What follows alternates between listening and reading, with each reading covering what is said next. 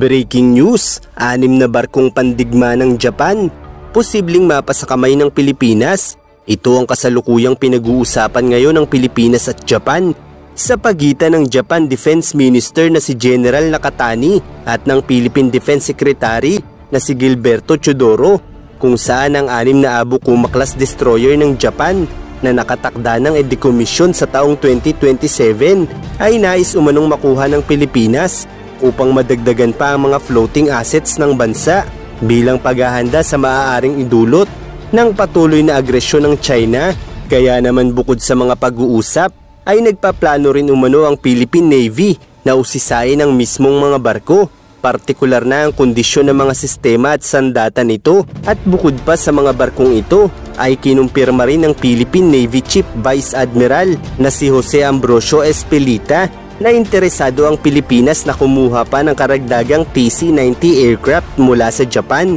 kung saan dati nang nag-donate ang Japan ng 5 TC-90 na ginawang surveillance aircraft ng Philippine Navy. At dahil parehong nahaharap sa alitan ng teritoryo ang Japan at Pilipinas laban sa China, ay mas pinag-igting pa ng dalawang bansa ang kanilang ugnayang pangseguridad sa mga nagdaang taon bilang tugon sa lumalakas na agresyon ng China, kung saan kamakailan lang ay pinagtibay ng dalawang bansa ang kasunduan sa pamamagitan ng reciprocal access na nagpapahintulot sa kanilang mga tropa at kagamitan na magsanay at tumulong sa isa't isa, kabilang na ang mga operasyon sa sakuna. Bukod pa riyan ay nagbigay rin ang Japan ng mga bagong patrol ship sa Philippine Coast Guard at naglagay ng air defense radar systems para sa Philippine Air Force. Kaya naman napakalaki ng pakinabang ng Pilipinas pagdating sa mga opisyal na security assistance program ng Japan. Gayunpaman ay may ilan rin namang mga netizens ang hindi masaya sa balitang ito dahil segunda mano lamang daw naman umano at patapon na ang mga barkong ito.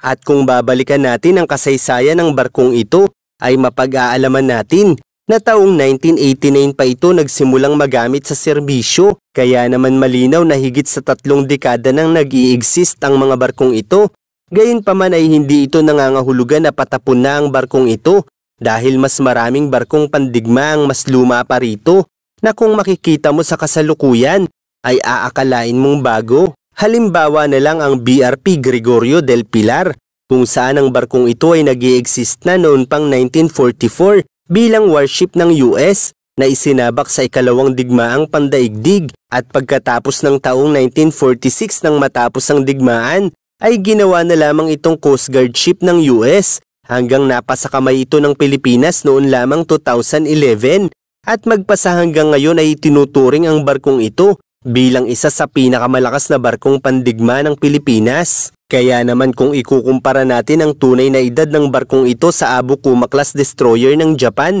ay malinaw na napakalaki pa rin ang pakinabang nito para sa Pilipinas, at sa pamamagitan ng pag-a-upgrade at pagmementina ng mga barkong ito ay magmumukha rin itong bago na maaaring tumagal pa ng napakaraming dekada, gaya ng BRP Gregorio del Pilar, kung saan matapos ang nasa 8 dekada ay nag-i-exist pa rin ito at nananatiling matatag at gumagana. Bukod pa sa BRP Gregorio del Pilar ay halos segunda mano lamang din ang iba pa nating mga barko, gaya ng BRP Raha Humabon na dating USS Atherton na unang nagamit sa serbisyo noon pang 1943 na nakapagpalubog pa ng warship noon ng Germany sa naganap na ikalawang digmaang pandaigdig. Kaya't kumbaga sa mga mandirigma ay ito ang mga itinuturing na mandirigma ng karagatan, at bagamat normal na isipin na mas mainam pa rin ang pagbili ng mga bagong barko kaysa sa segunda mano, ay depende pa rin naman ito sa sitwasyon. Halimbawa na lamang kung pipiliin ng Pilipinas na mamili ng 6 na bagong barkong pandigma, ay tiyak nakakailanganin ng Pilipinas ng mas malaking pondo,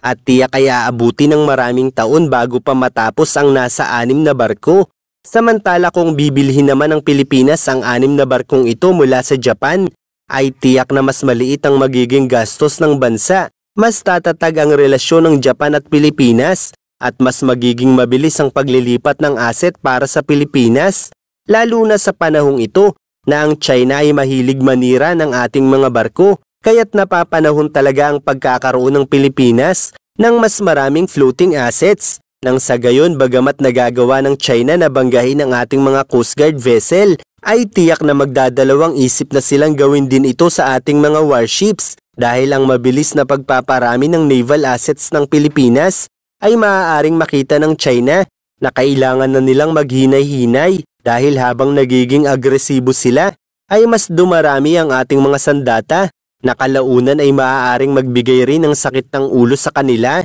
Dahil sa pamamagitan nito ay mas lalong tataas ang moral ng ating mga sundalo at marino at sa pamamagitan ng pagbili nito ng Pilipinas sa Japan ay mangangahulugang kakailanganin din ng Japan ng pamalit sa mga ito kaya't kakailanganin nilang muling lumikha ng mga panibagong barko na magiging karagdagang banta laban sa mga Tsino kaya't napakalaki ng pakinabang ng kooperasyong ito sa Indo-Pacific region dahil sa pamamagitan nito ay nakikita na ng China kung gaano kaseryoso ang maraming bansa sa rehiyong ito na magtulungan upang pigilan ang agresyon ng komunistang partido. Samantala sa magkaibang ulat naman ay nababahala na ang BRICS nations dahil sa napipintong mga karagdagang taripa ng US para sa alyansang ito at inilirawan si Trump bilang emperor na nakikialam umano sa ibang mga bansa kahit presidente lamang ito ng Amerika. Isang napakalinaw na indikasyon na kahit pa sinasabi ng ilan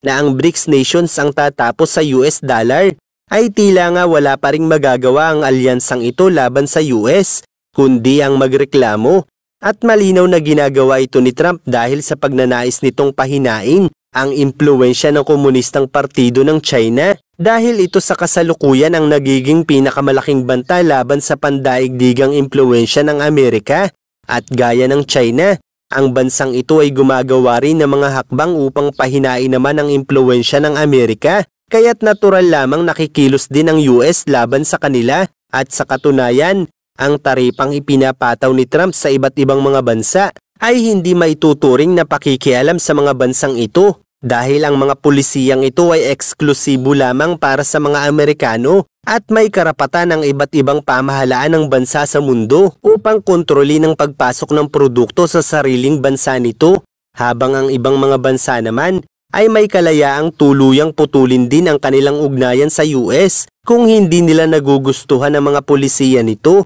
Kaya naman isang kabalinto na ang maituturing ang naging pahayag na ito ng presidente ng Brazil na inilalarawan si Trump bilang emperador dahil bagamat nadadamay sa mga pulisiya nito ang mga bansang pinakikinabangan ng China, ay natural lamang itong nangyayari sa larangan ng geopolitika dahil kahit pa ang ilang mga bansa ay nadadamay rin naman ng China dahil sa mga pansariling interes nila. Ang pagkakaiba nga lang ay ang US pa rin ang pinakamaimpluwensya kung kaya't mas nasasaktan sa tunggaliang ito ang mga kumakampi sa China.